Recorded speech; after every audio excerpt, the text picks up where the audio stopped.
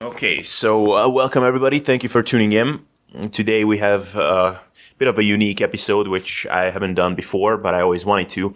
And that is, we are going to talk about the biggest lessons learned in 2018. And we're going to be talking about the goals that we have in 2019. And we will also be giving some recommendations as to how you can ensure that the next year will be productive, and how to specifically improve certain areas. And it will be more of a freestyle, free-flowing episode. It won't be extremely structured, but I think it will be still very informative. So I have Thomas Campidell with me on the line, who have been on the channel before. So Thomas, how are you doing? I'm doing awesome. Glad to be on here. You're always a very nice host. Oh, thank you very much. Trying my best. Yeah, So yeah, maybe let's just start with kind of talking about our past year and how things have went. So like maybe just first of all, like if you had to, do you sometimes think back at your past year and think of like a descriptive word for like how to describe how that year was? Like, for example, for me, 2017 would have been the year of sleepless nights, stepping out of my comfort zone and growing as a person a lot. And 2016 would have been something like the year of procrastination, being frustrated with myself, and just having a lot of creative energy inside of me, wanting to get to the surface, something like that. So how would you describe your previous year? Okay, so if I had to put it very shortly, I would summarize it that I always have like one or two big, like mostly one big focus area, and I go really hard at that area. So for example, 2016 and even 17 was like really fitness focused, just going all out with fitness stuff, trying to perfect diets, trying to perfect training, really like just seeing how far I can go. Like it even went to extremes sometimes, but that's just, I think, part of the process. If you go really hard into one area, it can become, how should I say, pathological at times, like it can turn on itself. Because you neglect other things. Like in 2017, also try to choose like more in which areas I'm really interested in work-wise, and try to work on those in 2018. So, for example, so I could say 2017 was more orienting, and now 2018 was like trying to build up my work and like furthering my career, or like going further in those directions. So, for example, I've now found like that I really enjoy lecturing. I really enjoy working with people, like with groups of people. I can be very creative there. So if I have enough freedom to create my own content there and actually work one-on-one or even with a group of people, that's very satisfying. And that's something that I enjoyed also as a kid, for example. So I somehow rediscovered this over the last year, because the years before that were really university focused, just writing papers, writing master theses and working on experiments and very analytical, nerdier stuff. And now I'm getting more of a, how should I say, I'm rounding myself out a bit in that direction more. Mm-hmm. So, yeah. Yeah. Do you have, did you manage to get a clear idea for yourself on where the fitness career really lies in your life? Because you're part of the Menno Henselmans' research team, and you're also coaching people, and then you also have your psychology related career. So did you figure that out for yourself, or this is still a bit of a soul searching? Well, it's always a bit of a soul searching, but so what I've got a bit clearer on over the last time was that I don't want to run, for example, a full online based business just because I need some social stimulation in my life. So I could never work like, for example, Menno is very good at working alone for long periods of time. So I could not do that, for example. So if I would just strictly model Menno, that would not work for me. So that's something that has to be taken into consideration. And I have now found that I am more trying to adopt a more health-based perspective on fitness. So I pulled back on the fitness lever a lot last year. So I tried more less aggressive training methods and less strict training methods, and see where it takes me, where it takes my body, where it takes me just from a balanced well-being perspective, and how my day-to-day mood changes because of that. And I found that if you focus too much on like just pure optimizing fitness, like I'm sure you did make that experience too, then you really, it can really turn on itself. So it's not, the reason I started fitness was really to, better myself and everything, but it became oftentimes really much more like a addictive chore, to do fitness. And so I don't want to go too deep into, for example, like, my training style, my coaching style is more holistic the longer I'm in. So I find that a lot of people who are into fitness have some, pathological sides that can be fixed more with a how should you say, with an approach that is not too extreme and focuses on a few key pillars that they need to get right in their life. And that's what I learned also from psychology, from my studies. And I always have, I've put more focus on the bigger picture over the last year. So I would say that. And my future, I try to combine, always try to combine research with coaching, and it probably will go in something like an own business coupled with jobs here and there, and talks and seminars that are either about health topics like meditation, mindfulness, and just get general habits, but also integrating fitness into that. So that would be the path. Yeah, now. Yeah, it's interesting. For me, it's still very much a soul searching on a lot of areas. But for me, it was an interesting experience on a couple of fronts. So, for example, on the fitness front, I think that now I'm again in a spot where I feel like I'm more passionate about pushing the envelope a little bit more, and not so it's mainly because there are still things that I never really tried. Like I never really did, for example, a long bulk where I just allow my put my vanity aside a little bit and just allow myself to get bigger and a little bit fatter. Just push new body weights that I never pushed before, and see how aggressively I can push training, then how much I can recover from. And I never really did that. Still last year was infinitely better than any other year before on that regard, but still it still was not really, it was a little bit of more of a battle of starvation still, more so than a battle of building the best body that I can. It was always a question of how can I limit food intake, as opposed to let's not even care about that too much. Of course, keep a couple of good habits in place, but let's just not even worry about that and just train and eat as much as I feel like I need to. I still never really did that. And I'm just excited to finally just try it out and give that a really honest go. Okay.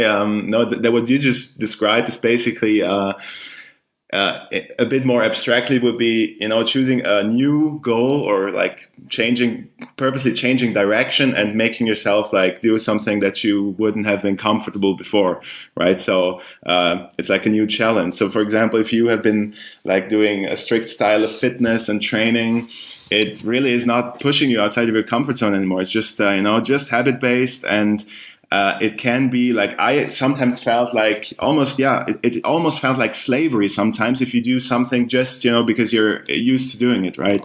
So if there's no conscious decision anymore, no excitement anymore, and that obviously has a lot to do with your brain science. So if you do something voluntarily and you get after it and then you get the reward, it's a lot more reward. You literally get more of a dopamine kick if you do that compared to if someone, for example, if you go to buy a cookie and then eat it, you get a higher dopamine spike than if someone handed you a cookie and you ate it.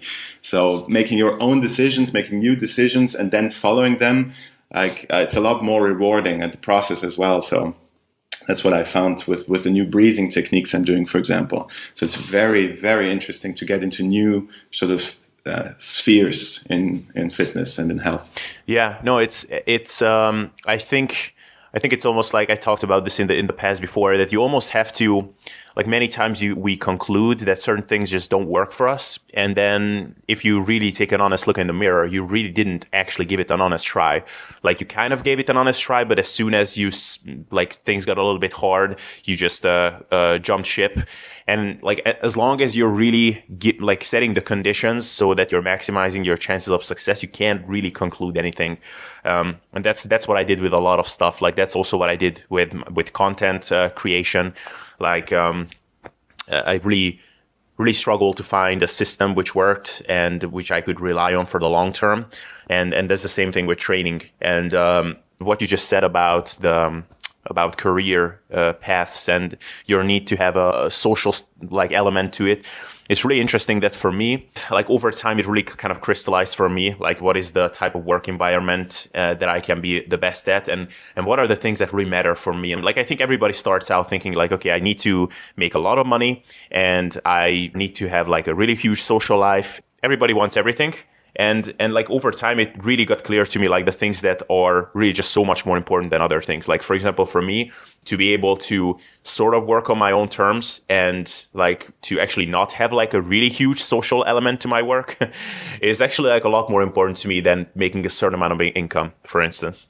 Like it's just been a really interesting experience. Like just the thought that I can go to the gym, not at rush hour. That's, for me, that's so much more important than whatever living in a really, really nice apartment, for instance. And that's just aging, you know, like you try and you got to do something in order to recognize that, right? So you go after something where you think, okay, even if it's not perfect, I just try it. And then it becomes crystal clear that, okay, this and this has to be in place, right? And that's why you always have to try new stuff in some sense, right? So you can't just say, no, I'm waiting for the perfect thing, right? Which is basically a trap, because you don't learn, and you want to learn as much as possible so that you can like crystallize more and more what your core personality, basically like the old psychological ideas that you have to, you know, discover yourself more and more. I think that's very fitting. So you have to more and more get to know yourself, how far you can push yourself. Like if you've never pushed yourself in your work really hard and see where your limits are, then like it's really hard to know how much you can work, how much you should work, and you're just confused. And you see some guy working all the time, so should I work all the time? And then you see some other guy just chilling all day, and like nobody can ultimately tell you what you should do, right? So it's good to have models and learn from everyone, but I think you really, really have to, make a judgment call. And it's also, like, as I said before, making your own decisions is also a lot more rewarding. So, for example, I found that with fitness, for example, as you said, like going to the gym on your own time, on your own terms.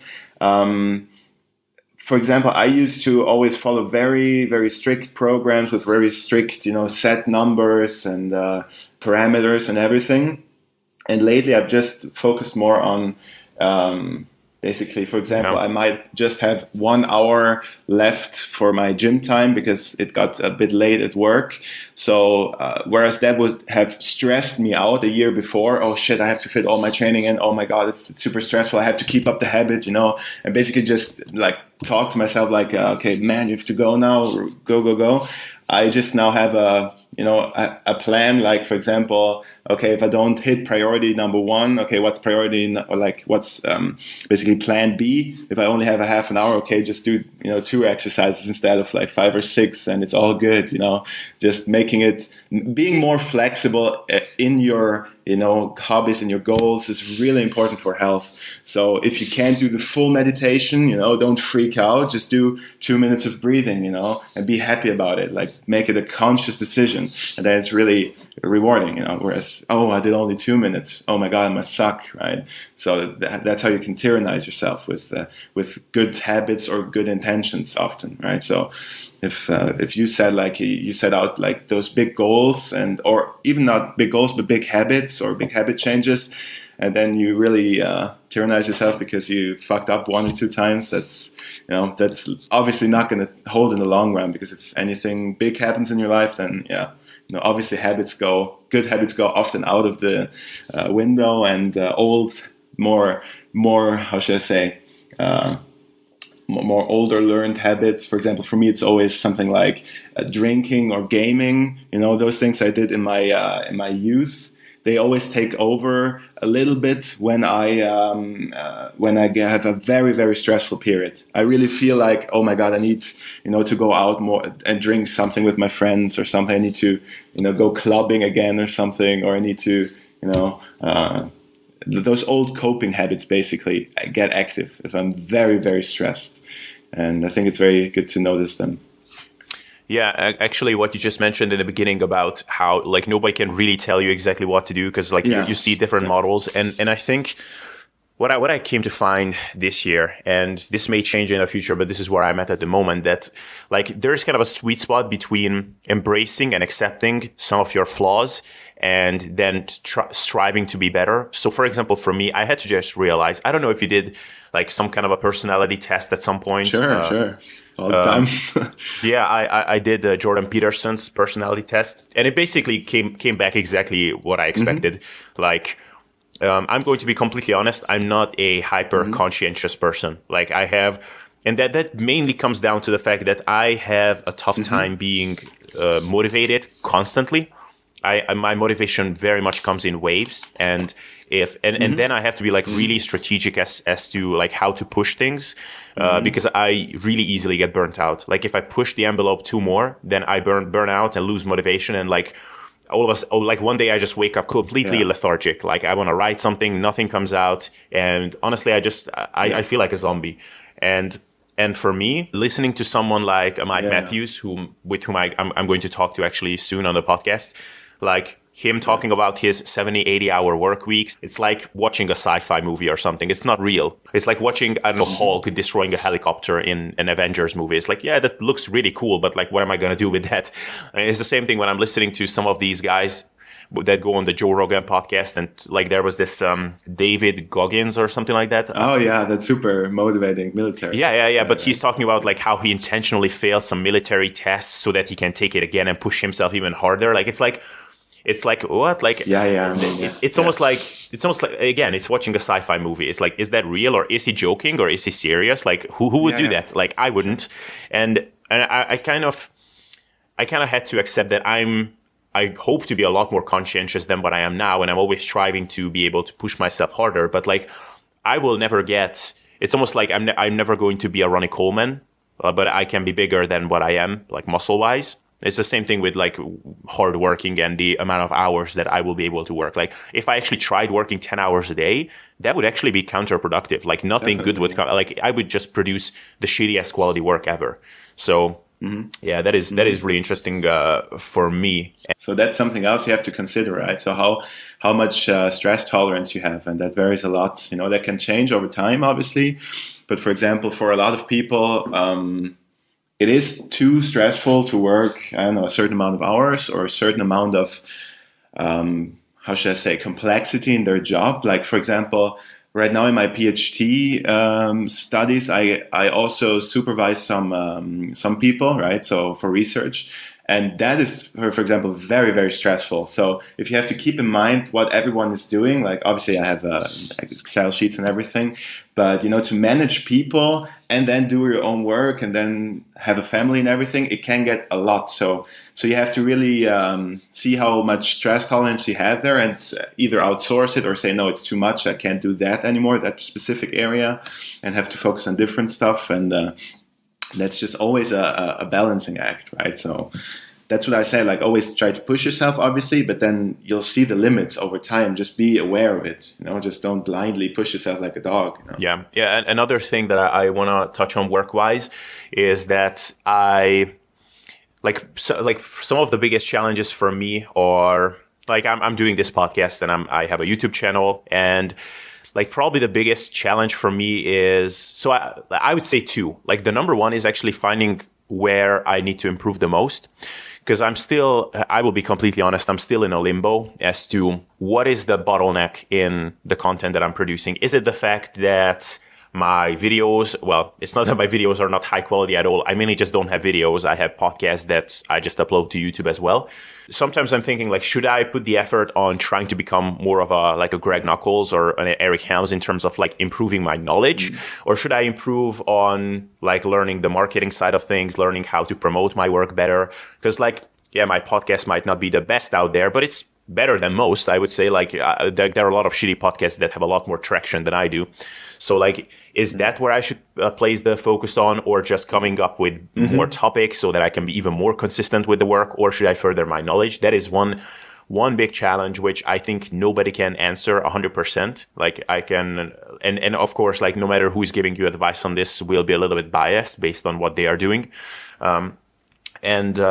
And then the other big challenge for myself is kind of being authentic, like being able to own the kind of the fitness personality that I'm slowly becoming, because I'm still a bit uncomfortable even calling myself like a fitness guy. You know, it's like I'm always thinking about like what would happen if like an ex high school teacher of mine who like really liked me saw what I'm doing on YouTube or something. It's like he was like, "Oh my God, Abel, like this is what you're doing, like this is what you become." Like like we were hoping for something so much more whatever for you. And of course a lot of these people don't really understand that fitness is so much more than just showing off your abs. And there's so much more to this whole thing. But still, like so that is a big challenge. And actually one thing I'm considering this year is renaming my YouTube channel from my name to maybe SSD or Sustainable Self-Development. Or I actually just created a new Instagram profile, which will be just about fitness stuff. So I will have my regular profile, and then I will have just a fitness Instagram profile. That's interesting. I have a few points. Like, for example, if you say you're not sure how to brand yourself or what content you should produce, I've lately read, like I've heard obviously of the idea of the Black Swan. Have you heard of it? Yeah, sure. The Black Swan, yeah. And I've read like a couple of chapters there, and the most interesting idea that obviously it's always an idea that maybe I don't know somewhere swirls in the back of your mind, but it's really it can be really hard to predict what will work or what won't work, because there can be especially with our connected world, there can be such drastic changes or events that you might find that if you try a lot of stuff, that one thing takes off hugely, you know, and you really get successful with that one thing, for example, right? So you see a lot of those like overnight viral things, like even Jordan Peterson's like a Black Swan event, right? So kind of he had those lectures, and then he did one or two, like the interview or some key videos or so that blew off, and then everything else like sort of came together, right? So the idea that Nassim Taleb says in his book is like, if you want to be entrepreneurial, you shouldn't think too much top down. So that's like in psychology, you have like obviously the top down processes, which would be like the higher cognitive thinking processes. Like, okay, I got to plan this, I got to do that. We know from evidence that this works and this works as well, right? So you go top down, like from top to bottom. But he says you should try a lot of bottom from bottom to top, basically induction processes, right? So you try lots of stuff, and then later on you see, okay, what is working, right? So you try this, you try that, you try to diversify, and then once something hits or something, everything can come together because you have like had success in one area, and that's something that just struck me very interesting, because we always tend to think, okay, I should do this because this worked for that guy, and so it should work for me as well if I do that. But it's like, no, you can't predict it that well, because it's constantly changing. Like, obviously we now have this winner takes it all effect with the internet, right? So there are a couple of guys who are super famous in one niche. So it might often come down to, just defining what it is exactly that your niche is, right? So or redefining a niche. Like if you said like you want to fit, you have like the idea that you don't want to be a fitness professional. Maybe you don't want to be the classic, stereotypical fitness professional. Maybe you're sort of a philosophy meets fitness meets, self-development, sort of a merger, right? So the nexus of fitness and, I don't know, psychology and philosophy or something. That's how I would see it, and it's very interesting.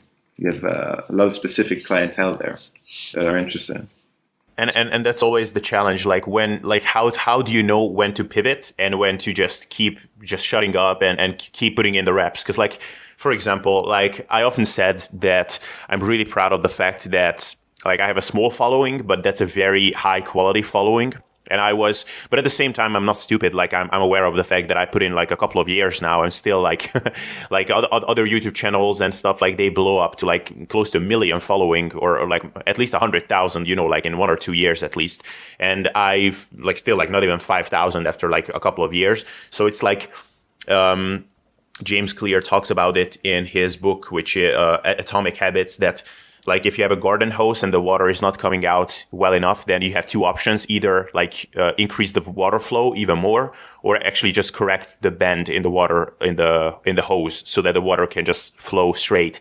So I guess like and you never really know like which one is the better option in certain instances. So in my case, like, is it the option that I should just fundamentally do something differently, or I should just shut up and like over time results will come? Because like, yeah, it's really hard to predict causality, right? So you think you are the cause because you're not doing something right, but it might just be 100 other factors that are influencing this, right? So it's really hard to know who is in control right now sometimes.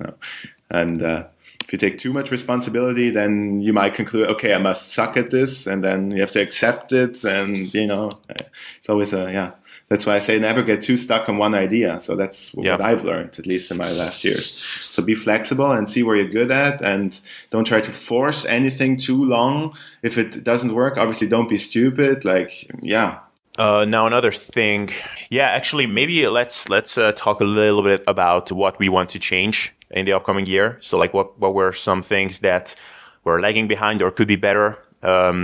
So, is there anything that comes to mind for you on that front? For me, very similar to what we talked before the call, or what you talked to me about, was like social interactions. For example, I have a lot of social interactions now at work where I can like nerd out basically, which is helping. But I always struggle with, just shutting off and doing, how should you call it? Like hobby activities, right? So recreational activities with friends. So I very much struggle to organize those because I always think, no, it's such a waste of time, or I don't feel like calling people. I should do something else. And I have I've now set the goal that I'm going to sign up for something that forces me to be, more of a recreational setting with other people. So, and that would be something like courses here in my town where you have to meet up. For example, I don't know, like anything that interests me. Like I can't think of anything special now, but I plan to sign up for some courses there, and maybe do an improv class. I've always wanted to do that. More get into my feeling side again, right? Because I've been very analytical and rational over the last years with science and research, and very much pushing the nerd, right? And now I'm trying to getting into touch with like chilling out and just hanging out with friends, and basically just getting my humor back up again. I've found that I've lost a lot of my humor over the last years that I had before, and it's really refreshing to work on that again. So on that front, it keeps me like in an equilibrium, I would say. Yeah. For me, it's actually on the social side of things. It's really interesting for me because like I'm a very introverted person. Like I always kind of knew that, but lately I've been kind of surprising myself just like how much of an introvert I am. And like basically this is confounded by a lot of things. Like for example, if like probably a lack of confidence in certain areas plays into that. Because like if you're really confident and really satisfied with everything that's going on for you, then it's easier to want to be social. But at the same time, it's my biggest challenge is that I just tend to be really bored in the company of others. Like it's really hard for me to find people that actually stimulate me intellectually. And of course, like not every interaction needs to be like super intellectually stimulating. Sometimes you can just have fun with people. But at the moment, both are pretty tough for me. And so for me, the biggest challenge will be to like increase my social activities and increase my social exposure, but in a way that is actually satisfying. Because if I just commit to like, okay, I'm going to go out with some people at least twice a week or something, that is just going to make me quit, because like I'm probably just going to force myself to do something that I don't enjoy, because like, you know, I have some people in my area. I met up with them here and there, and honestly I was just bored to tears. Like luckily they won't hear this episode, but it's for me, I'm thinking about, and I told you this before we started recording, like I'm probably going to go to some conferences this year. Like I'm like intentionally going to pick out some places where I'm going to travel, and I'm going to spend a couple of days there, and I'm going to network a bit and mingle. And I mean, that's how you and I met, and we're still in contact. We're doing this podcast like a year and a half later or something. And so that is one thing that I want to do, and even potentially thinking about signing up for like an online course, which has a good social element. So when I took then it was called the Bayesian PT course. Now it's the Hanselman's PT course. Then I made some friendships that still last to this day. So that was a great way to find people as well. So that will be a big challenge for me. And really the reason why I want to improve in this area is because even though I'm an introvert and my default mode is to like not go out and stuff, it's always, when I look back at the things that made a given year memorable, it's always the social interactions, and it's always like when I got some new encounters with some people that really stimulated me. Like it's always those times which kind of put me outside of my comfort zone, but those are always the most memorable things for me. One thing I'd like to add there, if you are introvert, like I'm sort of in the middle, right? I can be alone long periods of times, but I can also be very social. So I found like I'm also on personality tests. So I'm what would you call it? A mesovert, basically. But the thing is, like, if you find yourself, for example, that's what I meant by always like keep learning from what felt good or what like was the right path, and not be too much in your prefrontal cortex, right? So it might be that every cell in your body is telling you, I should not go there, or I should not do this, or I should not meet with those people or something. Sometimes, at least if you made the experience already that one time you did that and you felt really good the next days and everything felt calm and you felt connected and everything, then maybe that's a sign that it's just a trait, like a introverted sort of your inner introvert that is basically blocking you or giving you anxiety or whatever, or your limbic system telling you, oh, avoid, it might be dangerous, I don't know what's going to happen or anything, and your prefrontal cortex is then telling you, yeah, dude, obviously it doesn't make sense, you need to be stimulated and stuff. So that's what I find, that I sometimes, obviously I want to have interactions that stimulate me, but I can also enjoy now, like if I do activities that I enjoy, I don't even need to be stimulated intellectually all the time. I'm okay with, being the nerdy, smarter guy often, just, hanging out still. So that's what I found for myself. I sometimes have the tendency to say just no up front, but I try to force myself more to go there. And it might even be surprising that there are other people there who are, who are really stimulating. So that's the thing. That's like the Black Swan event, right? So if you go into a social gathering, you never know what's going to happen, right? It's a super messy, chaotic place. And if you force yourself to go in there, there are so many, you basically force your luck to meet new people, to open up and everything. So that's about the social things and social side that I found. So sometimes you have to find a balance between pushing yourself to go somewhere, and then obviously, finding the balance, how much to go out and still keep, like don't party all the time, obviously, but still keep balance and, just find the right equilibrium again for you. Yeah, I find that when it's a combination of new people, then you actually never know, because like there could always be someone, or like something could always happen. Exactly. But if it's the same person and you were like bored to tears with that person like 5 times in a row, or the same few people, then it's probably going to end the same way. Yeah, exactly. That's what I learned from. How did you feel afterwards? Yeah, absolutely. Another thing you mentioned, which is funny, like you mentioned that you found your humor kind of declining over time. Yeah. I will be honest, like I found myself kind of intellectually, like with things like my vocabulary and how easily ideas come to me, I did find myself to regress a little bit over time. And I think this mainly comes down to, I just didn't feed my mind enough. Yeah. Like I took a lot of things for granted, because I was always the guy who, like, my head was buzzing with new ideas and buzzing with like interesting thoughts, or at least they were interesting for me. And honestly, I didn't read that much this year in general. Like I read a book here and there, but like as soon as it got a little bit boring, I just quit it. Also because of the reduced social interactions, I just stopped feeding my mind, and I definitely feel the negative implications of that. So I definitely want to get into a reading habit. So I don't have like a goal of reading a certain amount of books, because I find that's just a recipe. No, I don't either. Yeah. Yeah, you're just going to like power through books without actually learning anything from them if you do that. So yeah, exactly. And sometimes you just want to read one important chapter, or like read over the titles. That's what I do. Like if I get a book, I don't read the whole book. I think that's just stupid. Like I've learned in research, you just cannot read everything that there is. You know, it's really, you have to get the book and then think about the book. What's the key idea in this book, or what are the key ideas? And then that's actually for reading, right? If you have an audiobook, you just listen to it in your car or something. But if you have a book, I always go, okay, what are the titles? What kind of chapters interest me? And then I read one chapter and then think about that chapter about 10 times more than just reading and reading and reading. Like it's really important that you then connect the idea that you read there with the knowledge you already have. So I think that's far more valuable. You know, especially one page or something. Especially in the case of books where, like, often it's a 200-page book, which should have been 10, but it's just being stretched out. Exactly. Just blabbering around.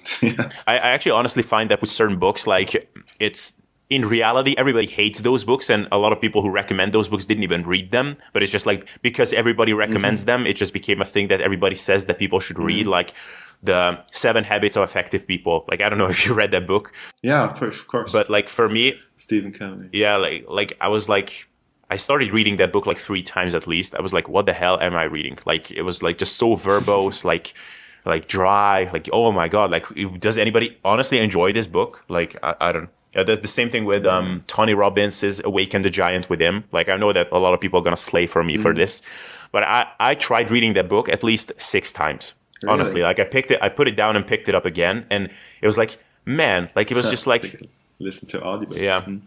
Did you read that book?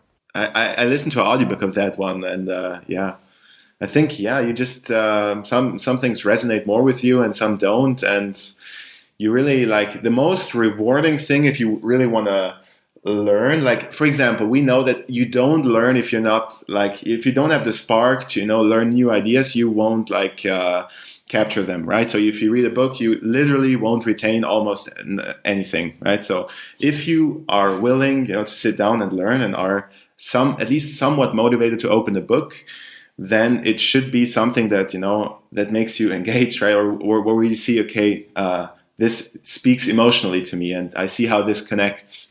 So that's how I choose the things that I read. So I don't have like a list, okay, I'm going to read this, and this.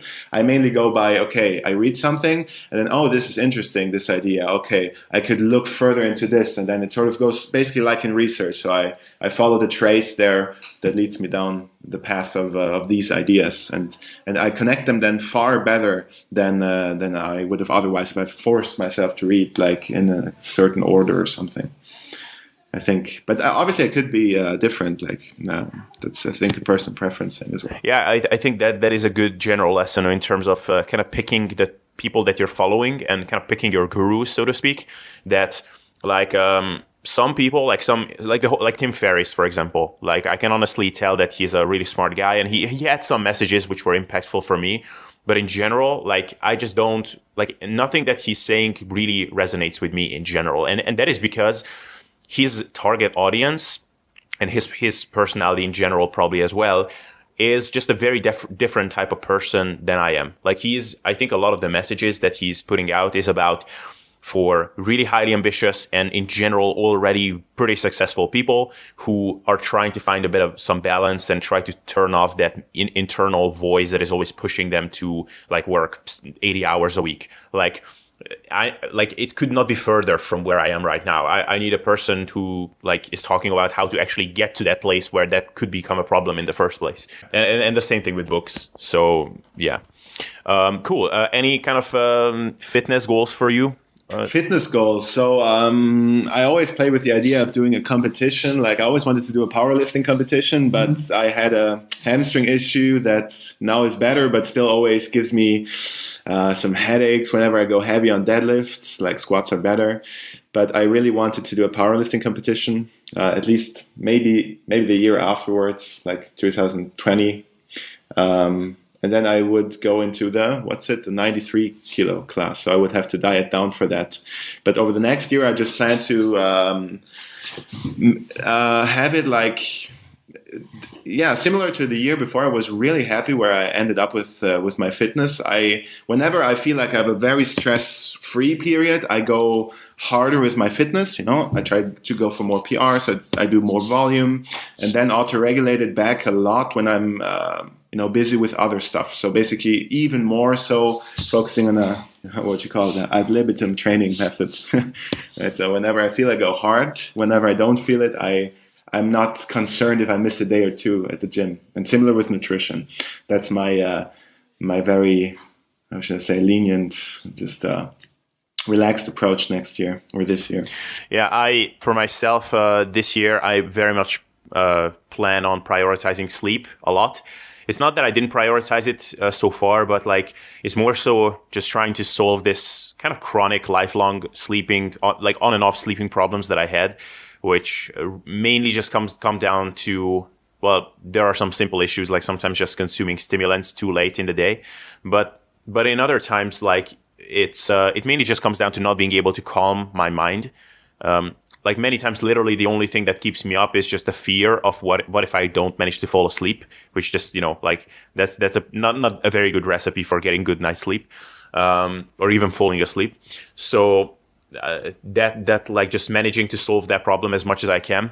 And then, again, just, hitting a new kind of body weight PR. Like actually my goal is to go over 90 kilos, which I haven't done in a really long time. Over the course of like the next 2 or 3 months. And honestly, how tall are you? I'm 6 foot almost exactly, like just a hair over 6 foot, but I'm pretty light boned. So that's the thing, like, so light bone. Yeah. So like the first time I cut down to 8% body fat, I was like 75 kilos. And my brother, same height as me, and he's always like 10 kilos heavier than I am. Like, so for him, 90 kilos would be a pretty good look. So that is one big goal for myself, and I don't really have any kind of goals in terms of like strength goals and hitting certain PRs. Honestly, I'm just focusing on getting in a certain amount of effective reps in each workout, like just having hard sets and doing enough of them over time, because that's really that is what stimulates growth, and then PRs are kind of just a side effect. Yeah, true. I have a similar mindset now, so I don't worry too much about PRs. I just worry about, making it as challenging as possible in that moment. So in that workout, for example.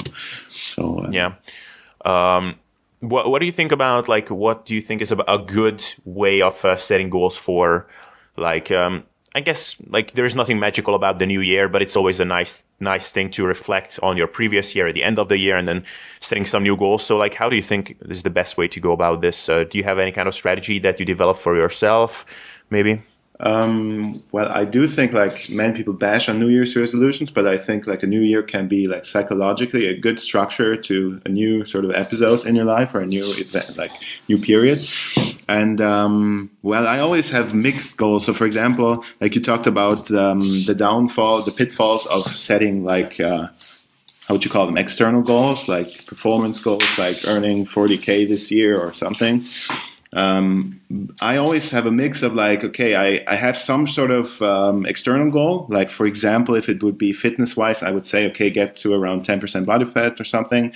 But I also have then even stronger procedural goals, so habit goals. And I don't tyrannize myself with either of them. So if I don't reach the 40K or the 10% body fat, I don't,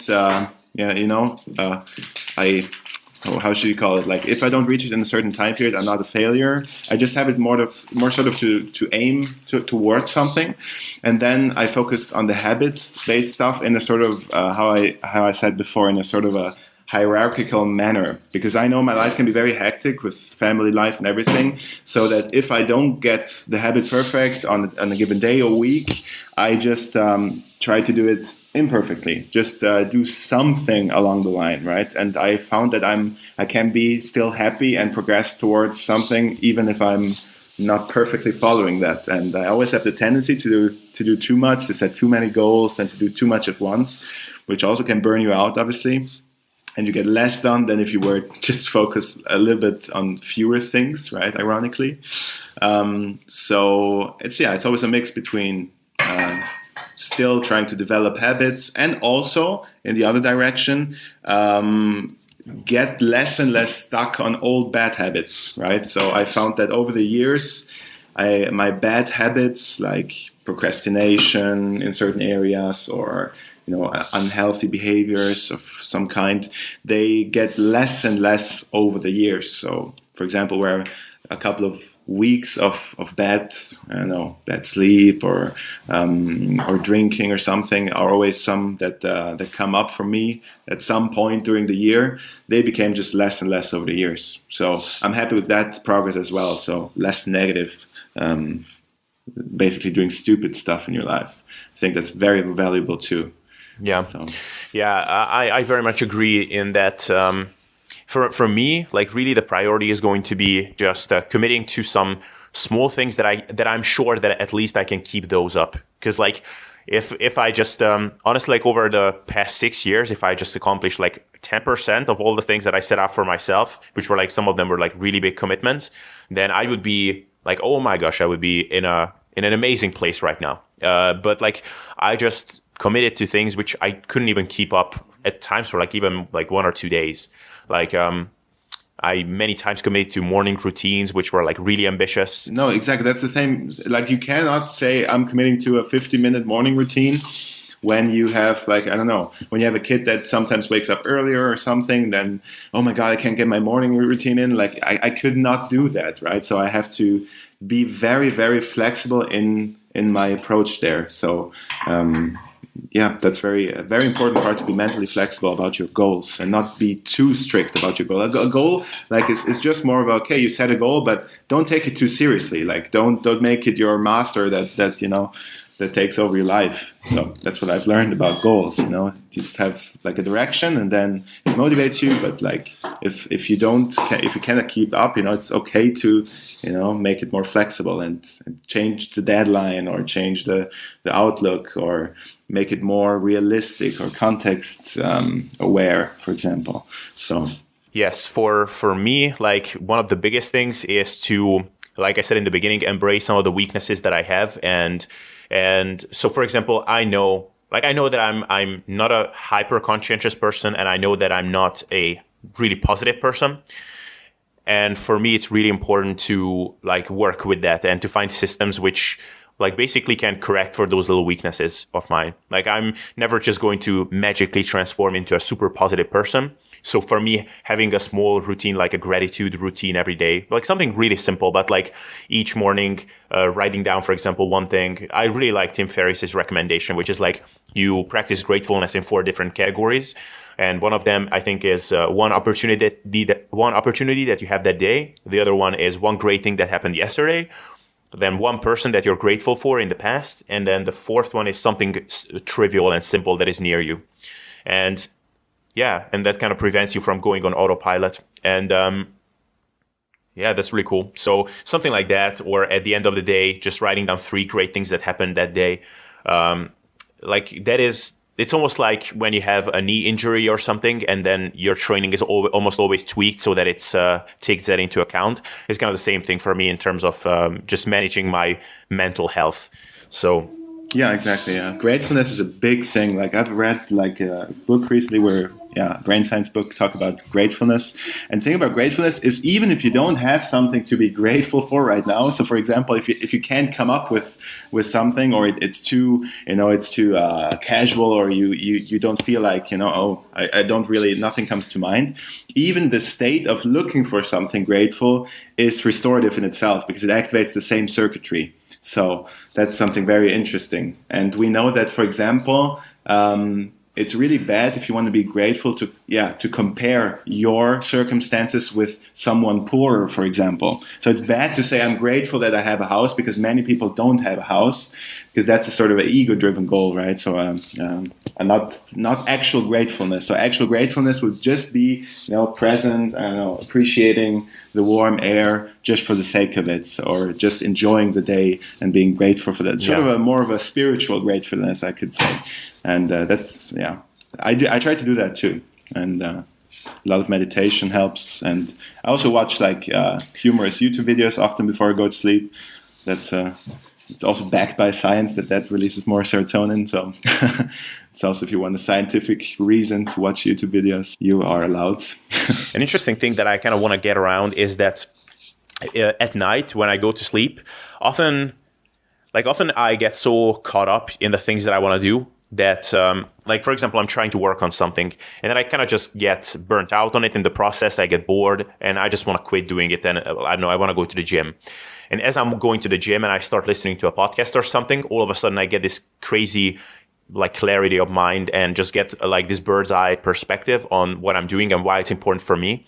And then I have this kind of anxiety mixed with just really high motivation level, and I just want to get back to work.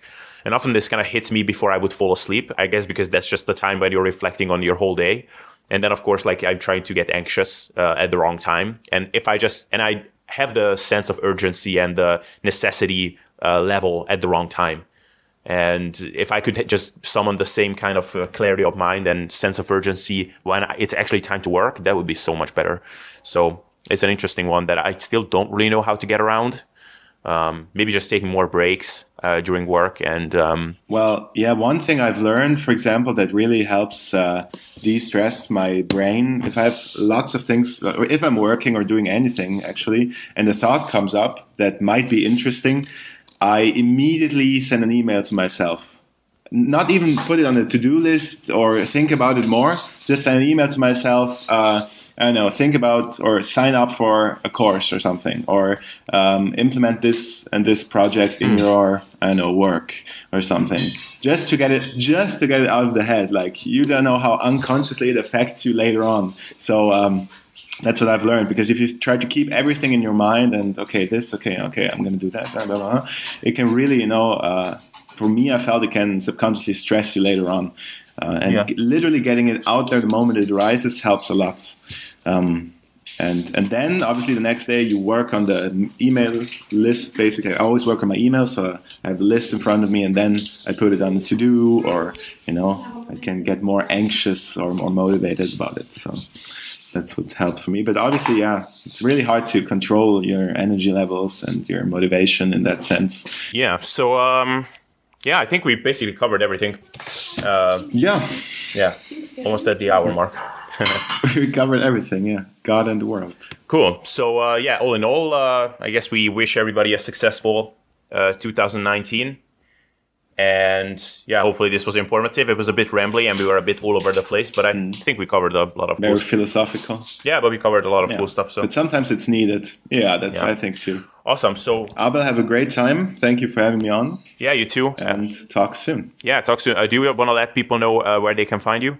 Well, if people want to find me, they can go to my website, which is campidellcoaching.com.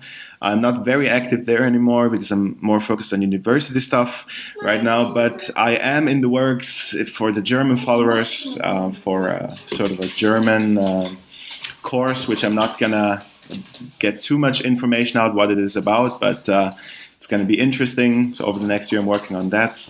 And you can also follow me on Instagram, Campidell Coaching, same hashtag or with the same name tag. And I wish everyone a happy new year, and try to stay balanced and have a good outlook in life. And that's my message for today. Hey guys, if you enjoyed this episode, there is something I'd like to let you know about, which is something I've been working on for a while and will become available relatively soon, probably around the end of January. And it is my very first course on ad libitum dieting, or in other words, eating without tracking macros.